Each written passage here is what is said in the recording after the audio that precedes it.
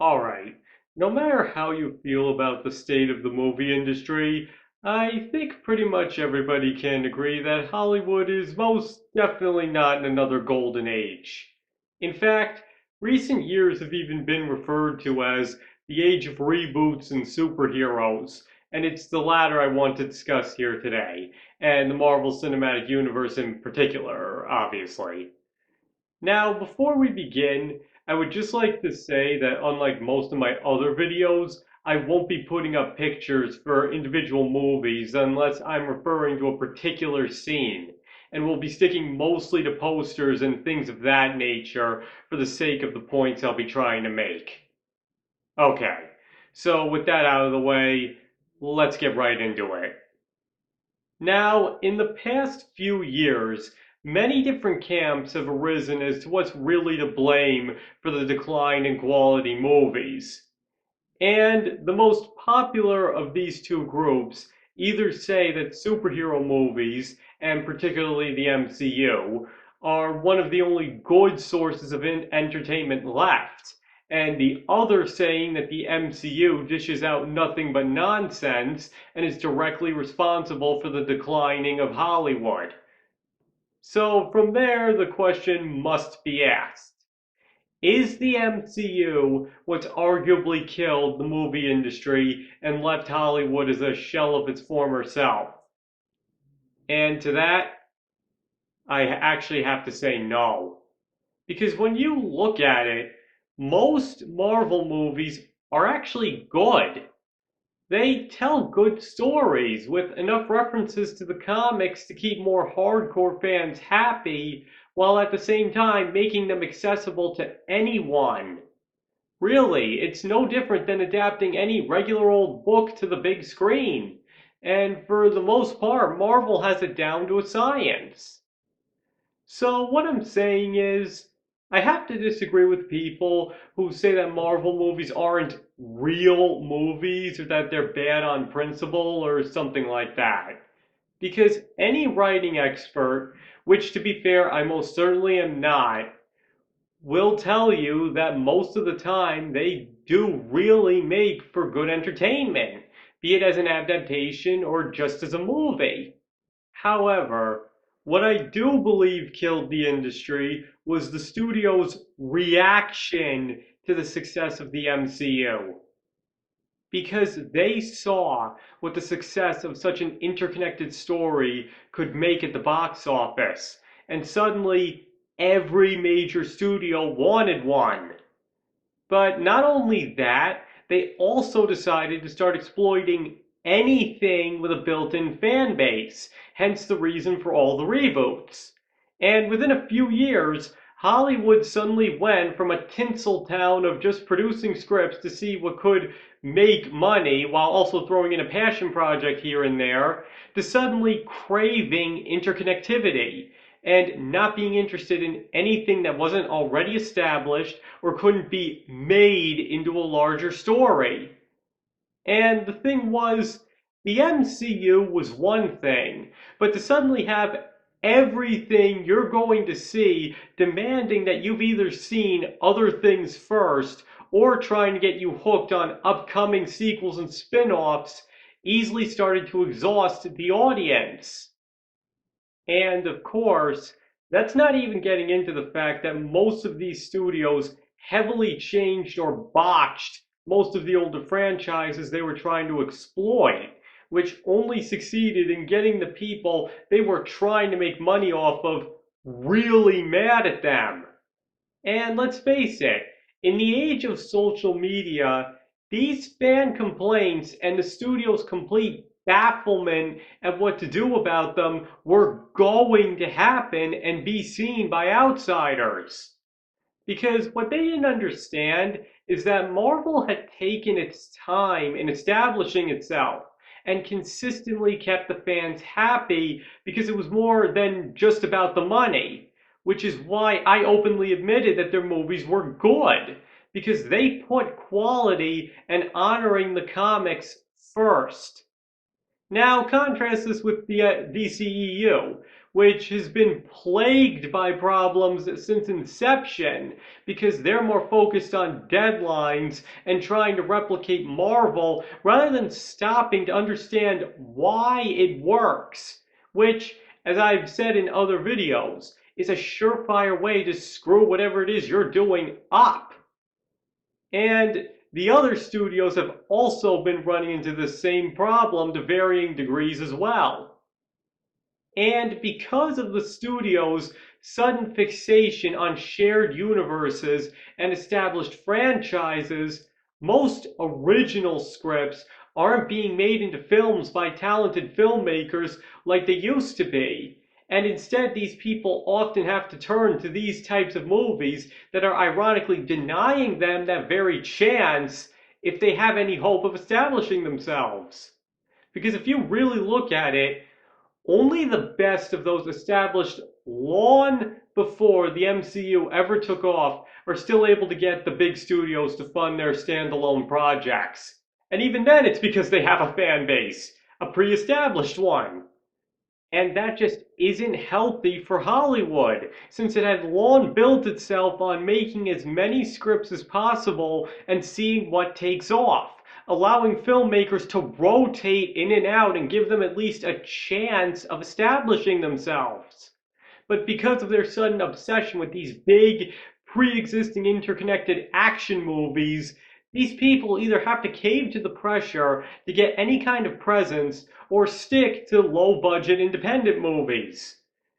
Meaning a lot of great original scripts that can only be made with a studio budget and could easily become classics are being tossed right into the wastebasket and denying everybody what had until recently basically been a given in Hollywood. Which is why so many people who are sick of all of this are turning more and more to these independent movies, which, if you notice, have also been getting a lot more attention by the Academy Awards for the first time in movie history as of late. Now, listen, you can feel any way about the Oscars you want, but that's just offering some food for thought. However, I don't think the audience is completely exempt from blame either, especially when it comes to the MCU. Because if nobody else will say it, I will. Marvel movies are not the greatest movies ever made. They are not in a class by themselves. They are not the be all to end all. And they are not sacred. They are just good superhero movies. That was all they are, and that was all they were ever intended to be. But because now it has such a hardcore fan base, and practically everybody's been watching it for the past few years, people started clamoring to make changes and for them to be more dramatic and more like real life. And the thing is, I think people are kind of missing the point of superhero stories in the first place. Because I was reading on something not too long ago that I feel summed up this problem better than I could. Basically, he felt that a lot of earlier Marvel movies got flanked for just being fun movies, and later on started getting flanked for being too serious. And I believe this problem stems from the fans wanting it to be more serious, because they're getting on the studio's back about the smallest stuff, and then the studio's trying to fix these complaints before anything else, it seems. Now listen, I do believe that if a movie does screw up, an established property, or had some glaring flaws, the fans most definitely have a right to complain. Absolutely. But I just feel like they've gotten way too picky with Marvel. I mean, did it really matter that Yondu had a smaller fin so Michael Rooker wouldn't break his neck walking through doorways? Now, again, I do think it is a good thing that the studio is willing to address these complaints, but I just feel that both of them have taken this way too far and on way too small of a scale in recent years.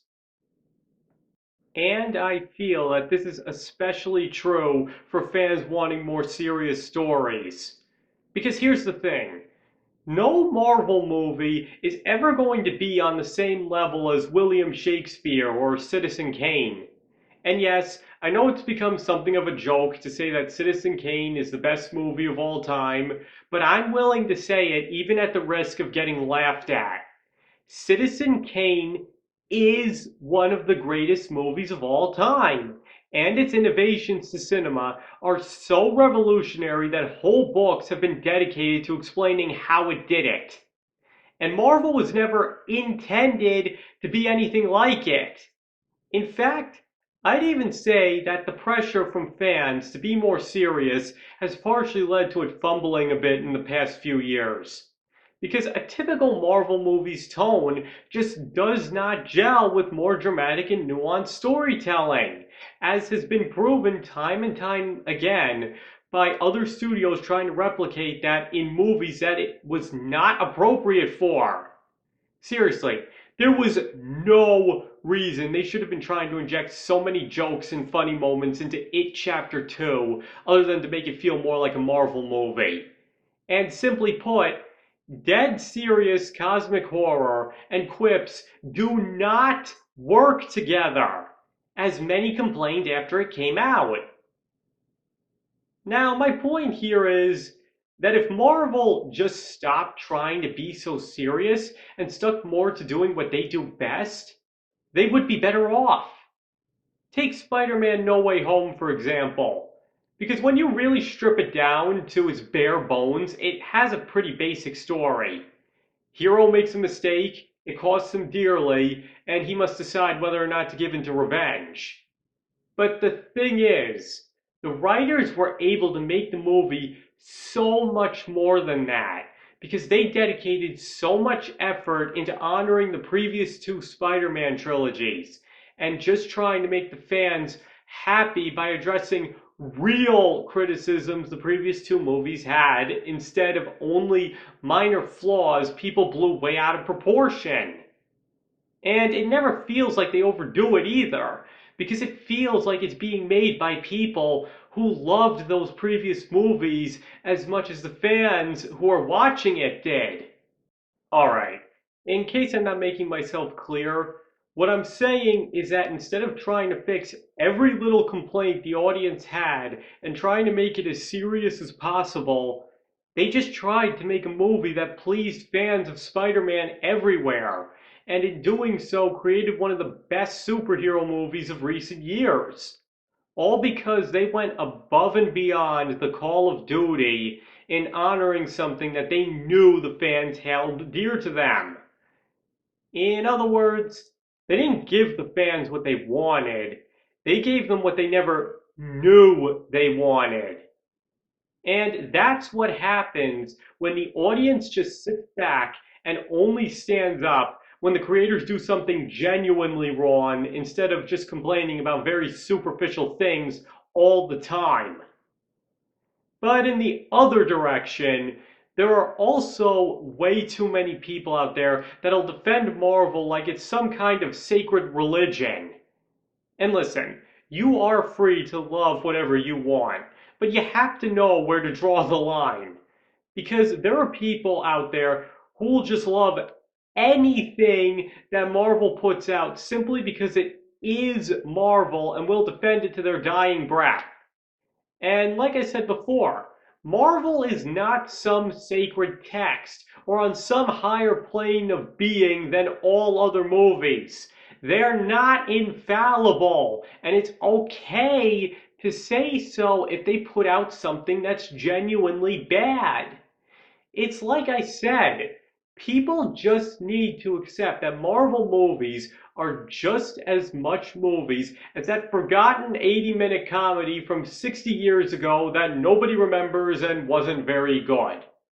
They are both just movies and should be treated as such. I mean, Disney got so desperate for the rights to some superheroes that they literally bought out an entire studio just to get their hands on them. And they threw almost everything else of their 80 years worth of history aside, except for a few other things they felt they could use. Now, I don't know about you, But I just think there's something very sad about that, and shows just how far both studios and some fans are willing to take it when it comes to Marvel. I mean, is anything really worth that? But to get back to the movie industry as a whole, I actually feel there's one other thing that's helped somewhat kill Hollywood, and it's something that isn't often brought up. Netflix. Think about it. When it first came out, House of Cards exploded, and suddenly everybody was signing up to it because it had all this content that could be viewed right in the home without a DVD or rentals. So what did every other studio do? Create their own streaming service and put on a bunch of adult-oriented shows to try and duplicate that success.